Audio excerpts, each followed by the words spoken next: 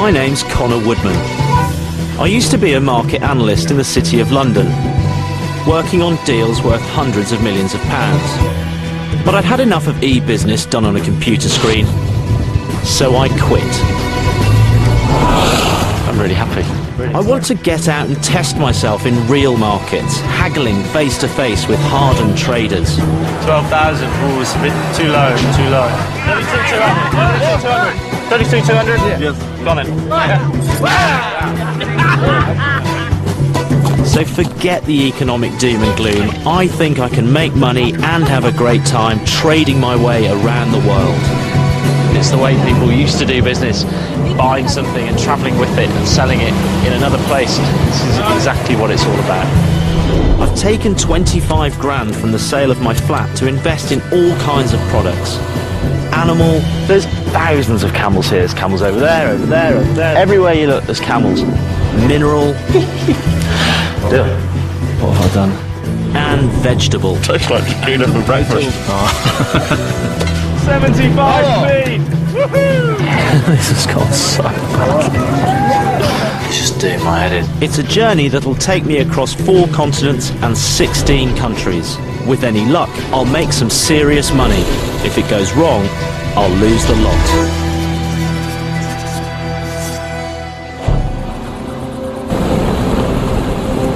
I'm starting my journey in one of the toughest markets in the world, Africa. This is a massive continent, I'll offer him $750 for this. where a vast range of commodities are grown and traded. I'm going to travel from the north to the south, looking for gaps in the market that I can profit from. I would leave you the contact, the chain that I establish. That sounds cool. It's the start of a journey that'll go from Africa to Asia, the Far East, South America, and then home. I have a rough plan, but I've set up very little in advance. I want to be free to follow my instincts from one trade to the next. I'm going to throw myself in at the deep end by trying to trade along one of the world's most ancient trade routes. I'm going to trade camels, and I'm going to do it here, in the Sahara Desert.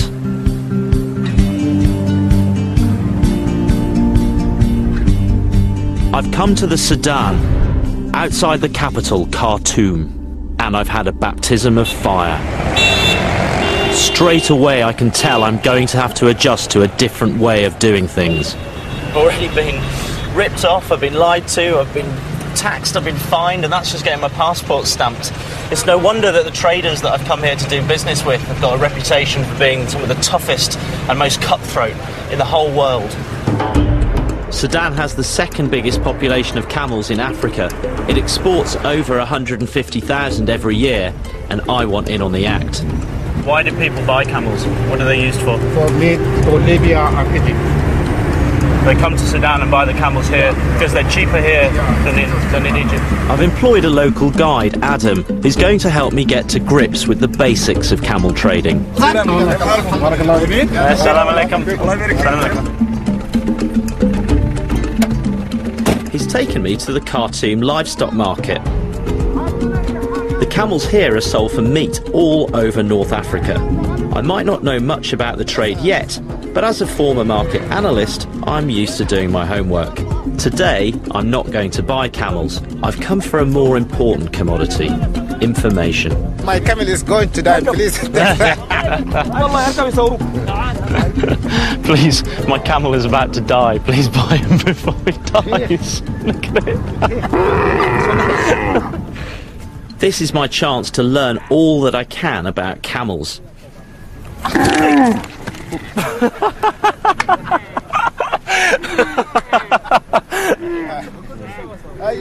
But against my better judgment, I get sucked into a negotiation.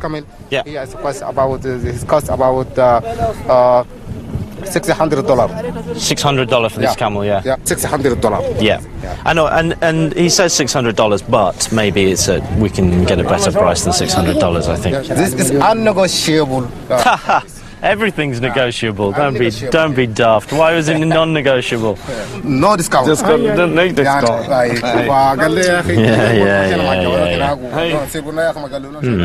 I can see when it comes to making deals here, it's going to be a bit more difficult than I thought. Okay. This is Mohammed Hassan, one of the most experienced traders here. I want to see what he thinks of my big plan. Can I explain to him what I'm thinking? This is North Africa, this is Egypt coming down here, and this is the border with Sudan. Yeah? So what I want to do is to buy camels here in Khartoum, and then take them up over the border all the way up there to Cairo. What does he think of this plan? The success plan. Successful plan. Yeah, so it's a good plan. In his head, it's a good plan. Because Okay. many people is using as camel trader from Khartoum to Egypt. And that's because there's a good market for camel meat in Egypt. It looked at me really funny there for a second. I just realised I just dipped my left hand in the pot. Mohammed says the affluent Egyptians will pay double for a good fat Sudanese camel. But as this is my first trade, I'm starting small. If I can get 6 camels for £2,500, I could double my money in Cairo, making a tidy profit. There's a constant flow of camels following the trade route. They're sold from village to village, with each dealer making a small profit along the way. Walking? من هنا عايزين برضه يمشي برجلين كده. Yeah. 10 days. He's walked all the way from Kordofan, which is a 20-day walk south of here, with all these camels. He's got another 10 days to walk. One of the most straightforward ways of making money is just cut out the middleman.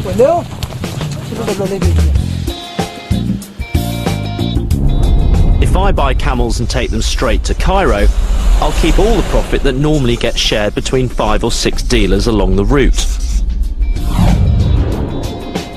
My only expense, other than the camels themselves, will be the hire of the truck. You can carry camels on this truck? Yeah. $300. $300. What if I offer him $200? 50,550 صاحب العربية موجود ده رجل الأعمال موجود. I've set myself a deadline. I've got until midday tomorrow to buy 6 camels, then the truck will take us to Egypt. And there's a market tomorrow in a place called Dongola. See you in Dongola, mate. So day one, I came here because I wanted to practice negotiating with the toughest traders that I could think of, and I'm convinced I'm in the right place, that the camel traders in the market here are exactly that. So I'm really excited to see how camels actually get traded, and to really go toe to toe with these guys fills me with a bit of dread, but it really fills me with a sense of excitement, and so I'm really looking forward to tomorrow. Tomorrow's going to be a good day.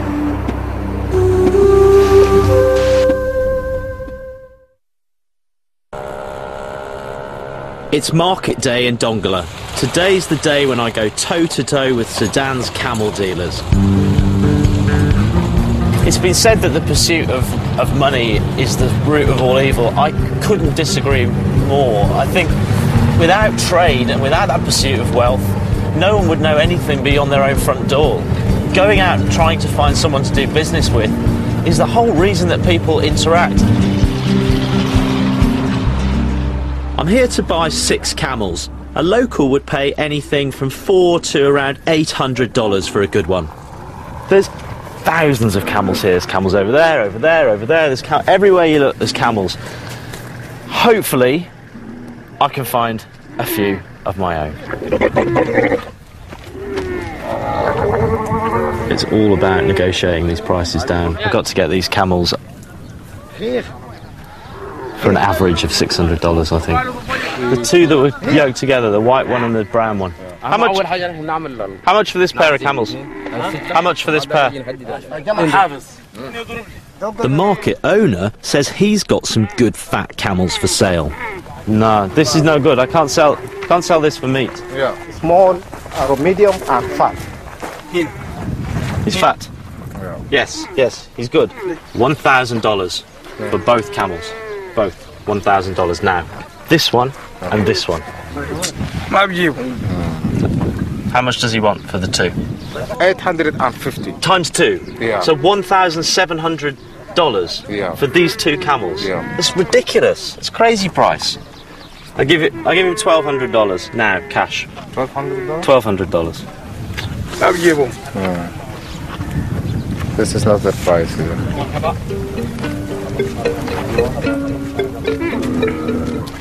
I'm confused. He won't even try to negotiate.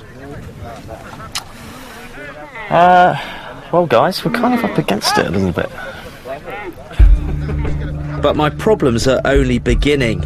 Adam's found out the dealers are unhappy with me muscling in on their trade. He's refused to, according to his word, he said that he refused. Oh, no. Absolutely balls this up. If I don't pay their inflated prices, they won't even talk to me.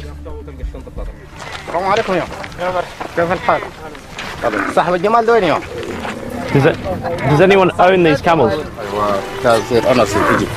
Owners in Egypt. Okay. At every turn, I seem to be getting the cold shoulder. So the question is now, can I make this work at all buying here? Because there's no point in going into this knowing that I'm going to lose money. Do you want to ask this man, is the owner here? Is the owner of the camels here? Are these your camels? Just when I was losing heart, a dealer willing to trade. How much? How much for this one? I'll offer him $750 for this.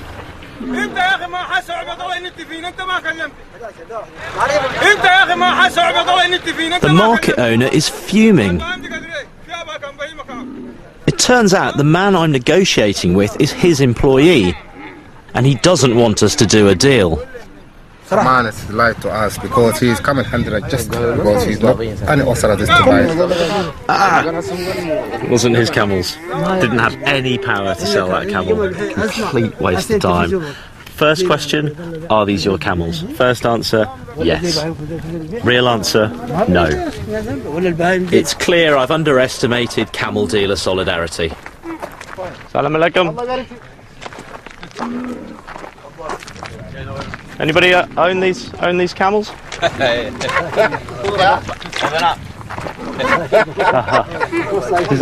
Does anyone own these camels?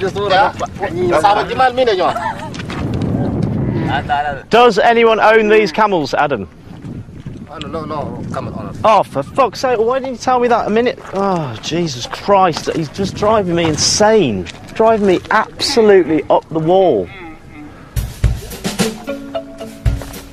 Thousands of camels, and it's impossible to buy 6. Just when it can't get any worse, my truck arrives. Time's up. It's pointless trying to continue. I'm sorry, no camels. Come by. Too difficult. I give him $50 and my sincere apologies. I feel completely deflated. This wasn't at all what I'd imagined back in London. I'd hoped to come here and cut out the middlemen, but instead, Sudan's camel dealers have cut me out.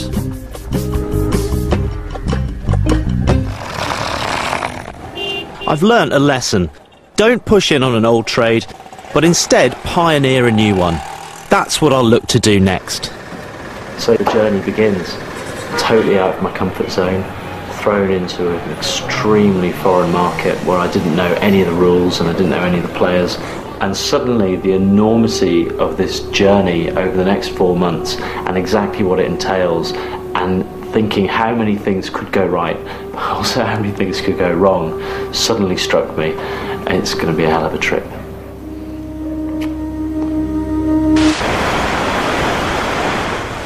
There may be some African markets where a London city boy isn't allowed, but I'm sure there are plenty of places where I can still prove my worth. 2, 1, go!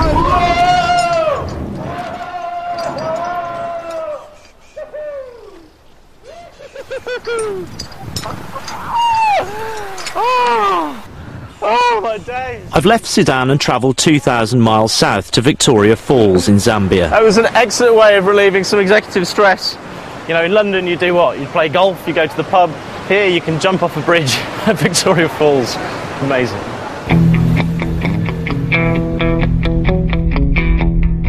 Zambia is a former British colony in the heart of southern Africa. Certainly am.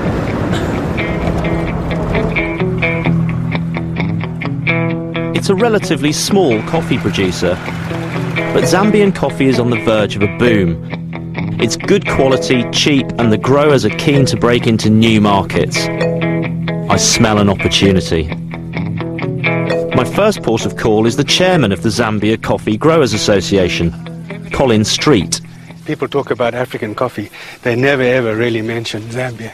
But we've been growing coffee in Zambia for a long time, but we've never ever really grown enough coffee to really make an impact in the market. Do you have any relationship with South Africa? Do you sell much coffee into the roasters down there? No. I'm amazed. South Africa is the strongest economy in the region and it's only a 4-day drive away. The opportunity is obvious. So I need to find a farm with some coffee to sell. I'm actually in Lusaka at the moment. I'm here buying coffee. I met Colin Street today and it seems there's coffee being grown in Zambia, good coffee, and nobody's exporting it to South Africa. So I can see an opportunity here. So tomorrow I'm off to the Cholamenda estate where hopefully I'm going to find literally bags and bags of coffee. Yeah. A very positive change of scene. A container of coffee is worth probably $100,000 for top grade coffee. You know, it's worth a lot of money. $100,000? I'm not prepared to take that big a risk just yet. I'm thinking more like $10,000. Craig Shield owns the Cholamenda coffee farm and he's keen to show me his crop is just as good as the illustrious Kenyan and Ethiopian brands. What we've got here is hand-picked, washed Arabica coffee. And you can only call it that if you hand-pick it. Craig wants me to understand the entire process of producing coffee. Craig's got a whole factory full of new toys that he's very keen to show me. Something I learnt in Sudan is that I should humour the people who could give me a good deal. It's good quality coffee because it's fairly dense. I need to find out how much this could sell for in South Africa. Fortunately, I have a contact in London. Yeah, it's an AA/AB. The Cholamenda estate. $657. That's excellent news. That's excellent news. Yes, yes. Interesting. Grant reckons $6.5, $7 a kilo in Cape Town, which is food for thought. I'm aiming for a 60% markup. So if I can sell it for $6.50 a kilo, I need to buy it for no more than $4. But how to convince Craig? What I'm doing is trailblazing for you potentially to have a roaster that could continue to use you as a single origin coffee. So if I was to take 30 bags or 1.8 tonne, okay, what would your price be per kilogram? Your special Connor price? Our special Connor price that we have been selling our top grade coffee for between $4.70 and $6 a kilo. If we set the price at say $4.40 a kilo. Is there any way we can come a bit lower than $4.40? You've seen the process today. It's quite an expensive process. Yeah, but like you said, this is a small hit. Yeah. 1.8 Well, tons. small hits normally go the other way. We normally go for about $6 a kilo. Yeah, no, I appreciate the 440, but I mean, could you say 350? I think that's a bit low. I think you should come up a bit. I'll come down a bit. So, would you want to do this in like slow motion, or do you want to just fast forward to $4? Well, you're the one under the time scale. I have got plenty of time today, and I'm quite happy to sit here tonight and do it as well. I've got lots of coffee I can carry on drinking. So. Okay, I'm happy to settle at $4. $4. That comes out $7,200. Yep. Can we say $7,000 as a round sum? There's a psychological problem with $4, is there? So should we make it $3.95? Yeah. $7,110. Such a messy number, isn't it? $7,000 got such a lovely ring to it. 7.2 sounded much nicer. It sounded more sort of thought out and worked out. Okay, I'm happy with that. Okay. I'm happy with that. All right, that's $3.95. I mean, we're going to... Let's not haggle over $100. No, fine. 110 actually. But anyway. Okay, so ready? Done. We'll do that? Okay. Brilliant. I have 1.8 tonne of the finest coffee in Zambia. Just got to sell it. Craig's going to sort the coffee and send it to the border tomorrow, where I'll be waiting for it. I think we both got a good deal. Well, I think it depends which side of the table you're sitting. I think he got a very good deal from his side. I'm still a little bit smirting on my side. You've got to admire a guy. The fact that he's physically got his own money in it. It's very easy to gamble with someone else's money, but it's not so easy to gamble with your own. So, no, I admire that. But, yeah, I think he's got a few challenges ahead.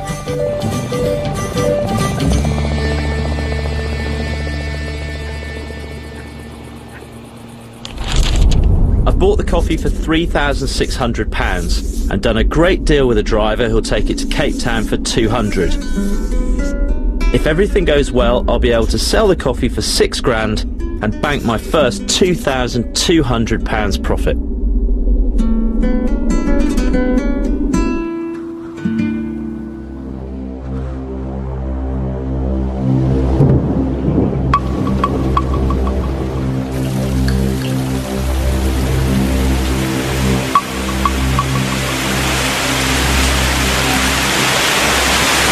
This is very bad news indeed. Craig phoned me about 2 hours ago to say the coffee was leaving Chulamenda, and I'm due to meet it here in Livingston in the morning. And the one thing he said when I bought it was that everything will be fine as long as it doesn't rain. And it is raining, my God, it is raining. Not just cats and dogs, it is raining lions and elephants here in Zambia. If the coffee gets wet, I've lost more than £3,500.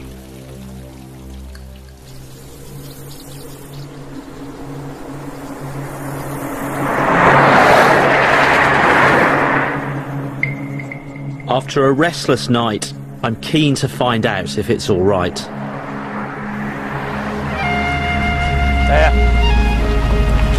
Hey, how you doing? Hi there.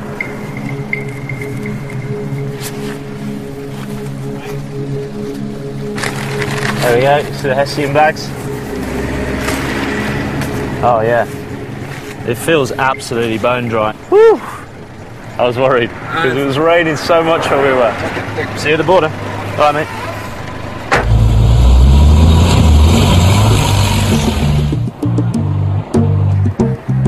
The first hurdle is the Zambezi River port. This is the border crossing between Zambia here and Botswana, which is literally a stone throw over the river over there. This is exactly what it's all about.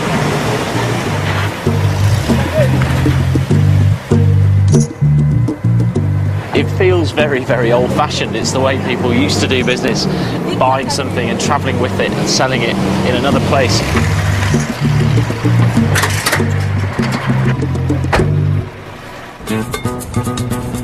I have a 4-day road trip ahead of me through Botswana, South Africa, and to our final destination, Cape Town, nearly 2,000 miles later.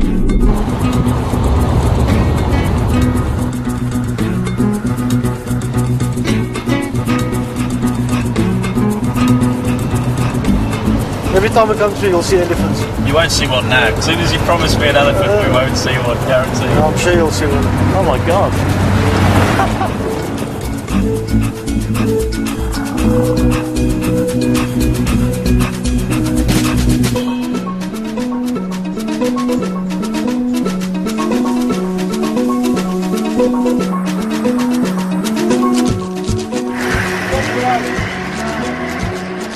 Well, I can't leave anywhere in the world that you'd leave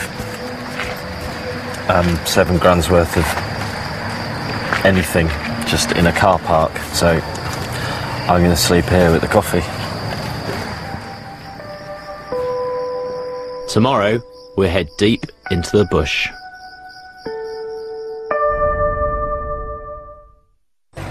It's still dark when I wake up in the Botswana car park.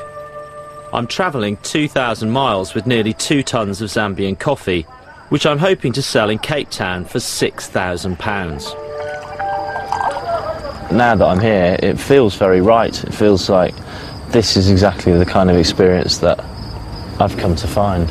I might be making a very, very small part of the profit in the coffee industry, but this is how I make my small part of that profit. Cut out the middleman. This is the first time that I have just taken any of my 2 tonnes of coffee and just made myself a cup, and it couldn't come at a better time, frankly. Coffee, man. Okay, thank you, coffee man. Thank you. Just what you needed. Yeah, it's very good, it's very strong, it's very nice. That's a cracking cup of coffee. I've backed this trading trip round the world with £25,000 of my own money. Right now, my old life seems a long way away.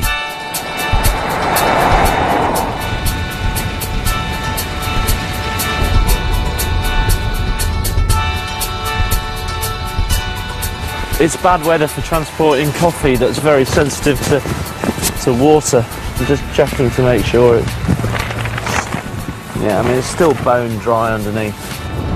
Still driving 10 hours already today, and we're still 600 kilometres from Cape Town. The South African coffee market is worth £200 million a year. I have an appointment with an exclusive roaster with a reputation for paying top whack for top coffee. Time to do some selling. The firm I'm meeting is called Origin Roasting. The boss is David. He calls himself a coffee evangelist. Hey, David. Yes. Connor. How's it going? Nice to meet you finally. Nice to meet you. Yes. I brought you some coffee. I see that. I brought it a long way. So where are these from? They're from Zambia. Okay. Beans?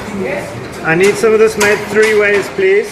I want a plunger of this, I want an espresso of this, and I want a flat white of this. Okay, this is your espresso with taste on the side. Aroma? Yeah, we're good so far.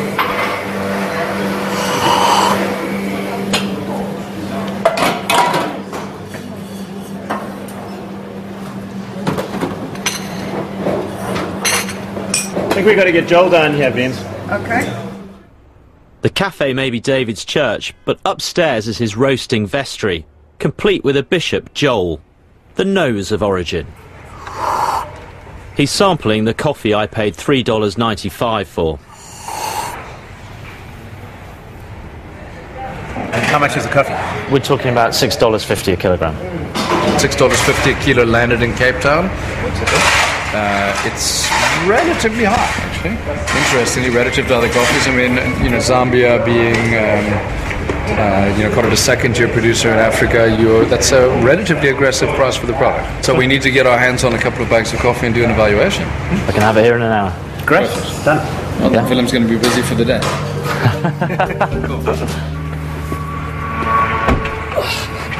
It's the worst bit about delivering coffee. It comes in 60-kilogram bags. And to think I used to complain about lugging a laptop round London. Stay? No. Hopefully they'll like it. For the next 24 hours, the coffee master will give my beans a rigorous examination, looking for flaws in consistency, freshness and taste.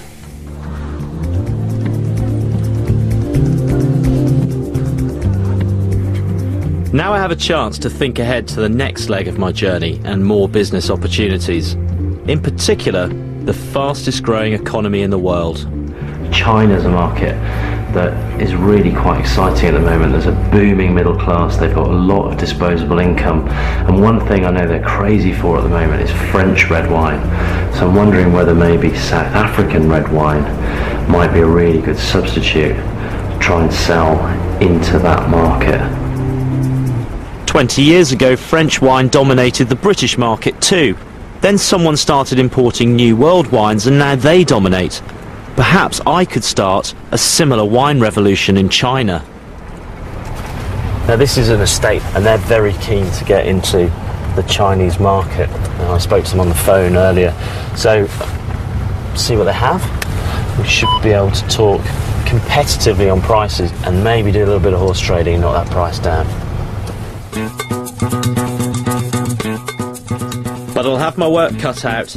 Mount Rosier makes exclusive award-winning wines. The owner, Adam Mauberger, has his sales pitch honed to perfection. It starts with a tour of his estate. Absolutely stunning. It's pretty special, isn't it? Now you understand why I love this place. So we're completely surrounded by mountains, a complete natural amphitheatre. You've got the Hottentot that run all the way into the Drakensberg. And the mountains wrap all the way into Muizenberg, Cork Bay, Fisher to Cape Point. And the tour ends with a wine tasting. The most awarded, top awarded Cabernet out of South Africa. Intensity, oak aging. This is what it's all about, fine wine. What's that? They would answer. It's not that bad, it's great value actually. It's 112 Rand a bottle. That's £7 a bottle. A little expensive for the Chinese market. We have another option for you in Cork, Rosier Bay, Cabernet Sauvignon. It's got a bit of bottle age. That's 2003, which was a very good warm vintage, and you're now at about 45 Rand a bottle. 45 Rand is still £3 a bottle. I'm thinking that one of the things I'm going to have to do when I get to China is sell not just my South African wine, but sell South African wine in general. And this place is quite magical, and there's a lovely sort of story and setup to it. If the price is right. To make a profit in China, I'm going to have to knock him down from 45 to nearer 30 Rand a bottle. That's about £2. I'll tell you what I want this wine for.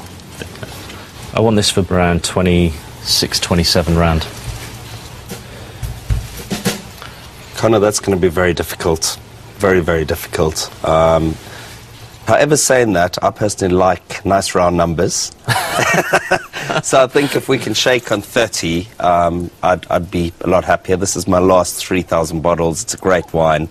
And I'd be happy at 30 Rand. I think you'd still be able to make a nice margin. Everyone wins on that side. And I've come down significantly from 45 Rand. You have come down significantly. What if we said 29 Rand? Done. I don't think this is going to be a hard sell at all for you. I really don't. Another one going to Shanghai. I think it's brilliant. I think a lot more people should do it. I mean, all this negative equity and property prices falling. Let's all sell and travel. I mean, what a brilliant idea. Well, it'll only be brilliant if my trades are successful. For now, I have the small matter of 2 tons of coffee that I need to shift. It's time to go back to origin roasting for what's called a cupping, the coffee equivalent of a wine tasting. It's Judgment Day. Hello. Good morning. Good morning. How are you doing? I'm good, thank you. Yeah, we're going to go and do some cuppings now. We're going to do some cuppings now? Oh, yeah. The moment of truth? Yeah, yeah. You ready for it? I hope so. As ready as I could be. Ciao.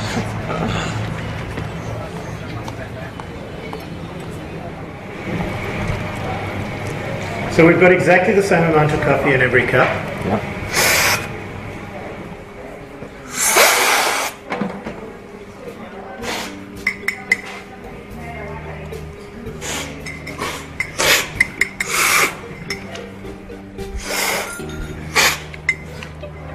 I've no idea what's going on. I thought we were going to sit down to a nice cup of coffee, not go through an exam. So we'll score how bad the defect is and how many defect cups we had.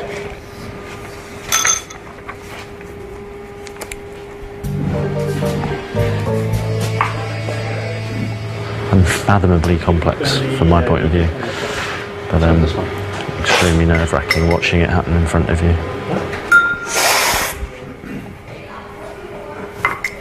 I'm picking up milk chocolate, but I'm picking up sour milk at the same time.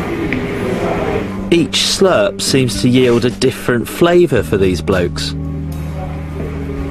So Connor, so we're getting some big marzipan coming off these two samples, but it's not evident in the darker roast at all. Yeah. Are you concerned, Joel? I am concerned, actually. Well, if he's concerned, then maybe it's time I was too. The inconsistency very much gets in our way with regard to the ability to produce the cup at the level we need to produce it. As we stand now, this rate of defect actually just rules this coffee completely out for us. There's just absolutely no way. So you're looking at the New York Sea market price, Great. but I think you're going to be trading this coffee in the $2 to $3 range. Ouch. I paid $3.95 for it. It's not a coffee for us. Okay, fair enough, guys. Oh well. Sorry. Shame. You've got a little challenge ahead of you here. Well, I'm absolutely gutted. Honestly, I mean, I thought we were really onto a winner here. I had big hopes today, but looks like I may have a problem with my coffee. The evangelist has made his damning judgment. We're rejecting coffee continuously. In fact, we reject far more than we even consider. It's a reality of our company, and I guess it's what makes us what we are. Oh God, I feel absolutely gutted. I feel as though I've been kicked in the guts. If they're right about the price, then I'm going to make a massive loss of £1,500. That's assuming I can sell it at all. All I can do is hustle. I've got to try and find some of the other roasters in Cape Town, see what I can get rid of my coffee for. Reality quickly bites. I'm never going to sell nearly £6,000 worth of coffee door to door. My only hope is a big distributor who's agreed to meet me in 2 days' time. This has really knocked me, and I'm now worried about selling my wine in China. What if the same thing happens and nobody likes it? I need to spread my risk with some smaller trades in other countries. I'm always reaching out looking for new ideas, and one of my contacts in India has said to me that one thing that's selling really well in India at the moment are new novelty sauces. And I think I might have found just the product. The Indians have no shortage of their own chili sauces, but this company makes 100% pure stuff. And they don't have many of those in India. That's the gap in the market I'm going for.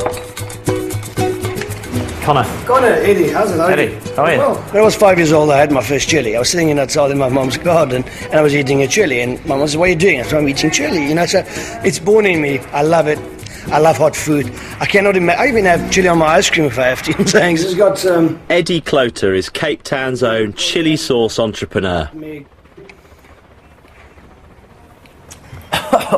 of a bite. That's Caribbean flavour, isn't it? Very much so. Yeah. Okay, now we get to the ultimate McCoy of McCoys. Okay, the hot as hell. Here we go. This is a 10 out of 10. This one we call a 12 out of 10. Pure chili. It burns for longer than the previous one, by the way. Right. But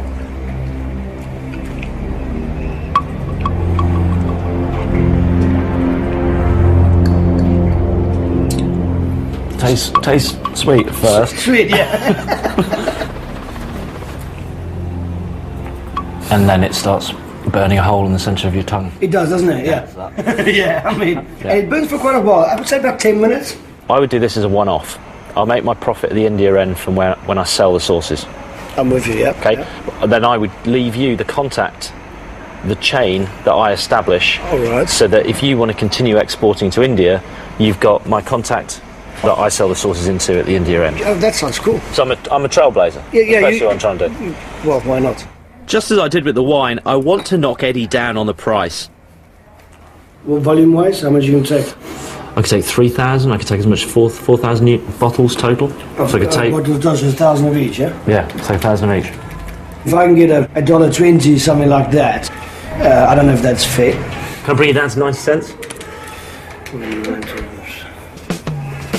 Then we've got a deal. Then we've got a deal. Lovely. That was the fastest deal. I'm quick. You ever see me? Yeah, I'm quick. I think you weakened me with all that chili sauce. Yeah, I weakened you. I got you down to a point where you can't negotiate anymore. All the endorphins in your bit, mine's going all wanky-banky. 45p a bottle. I'm happy with that. But you didn't even go red. I like it. We can actually be friends. Well, I'm a natural. You're natural.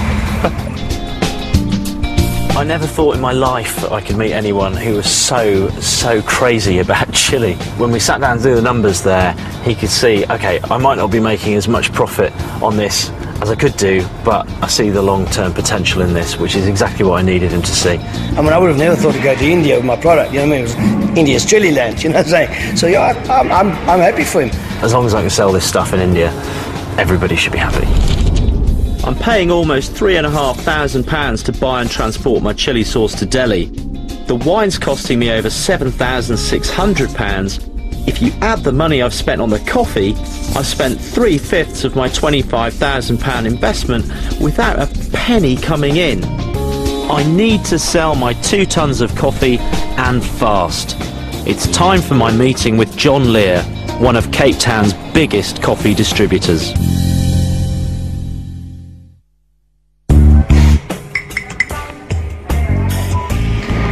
Absolutely no way. I have 2 tons of rejected coffee to sell. The only major distributor in Cape Town who'll meet me is John Lear. If he doesn't like my coffee, I'm dead in the water and £4,000 down. I don't have a problem paying for coffee up front, but I do like to cup it. Well, let's see what you think of this one.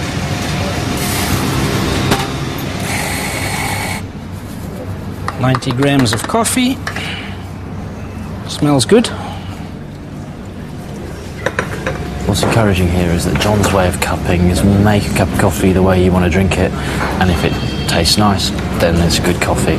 There's none of this bloody waving spoons in and out of it and cracking crusts and filling in forms and all that kind of nonsense. The big moment's arrived. Do you always test it black, or start off black? Start off black. Then depending how you like to drink coffee, everybody tests coffee black. And then I drink it with milk and 1 spoon of sugar, and that's how it'll end up. Right.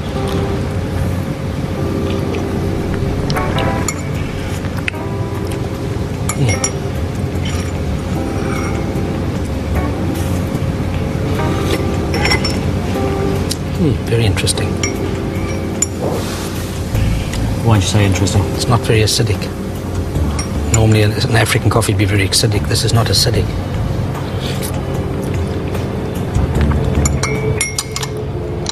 Nice.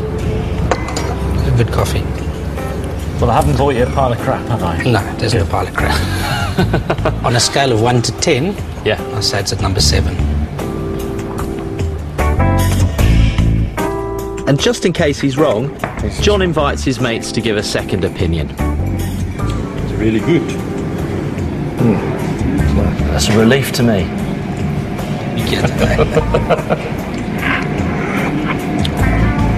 Good coffee. No complaints. Talk turkey. I'll gobble, you talk. I assume he means it's time to agree on a price. I don't have a problem paying a few rand over the going price if the quality's right. Okay.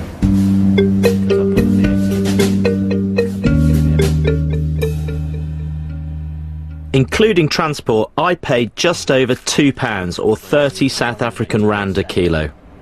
I'm asking for 38 rand. Is that something you can deal with? 38's a bit expensive. If you want me to take 2 bags, yes. But if you want me to take the whole lot, it has to be at a better price. What sort of price are we talking about? I'm prepared to pay 10% more, we're talking 35. Well, 36 if we round it up. Round it down. Because then I'm going to take the whole lot. 36 and I'll give it all to you. I'll tell you what, let's split the difference and call it 35.50. 35.50 and you take the whole lot. Fine. Deal. Deal done.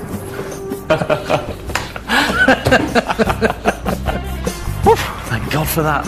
Thank absolute God for that. Things were looking very bleak there at one point this morning, and to come out of that with a good deal and a good profit is a hell of a result. I am absolutely delighted with that. Whew. John's team will roast the coffee and it'll be sold to cafes and restaurants across South Africa. I'm definitely happy with the purchase I made. I might have paid a little bit too much for it, but I'm definitely happy with the quality that I bought. No complaints. Connor's future as a coffee trader would be limited in my personal opinion. He might be right. I didn't get the £2,200 profit I was hoping for. I did manage 900.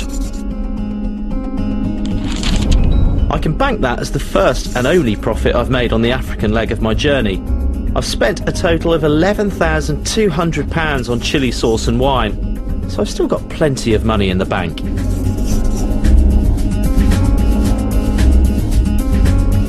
Next time, I'm going to try to boost my sales and my profits by trading across Asia.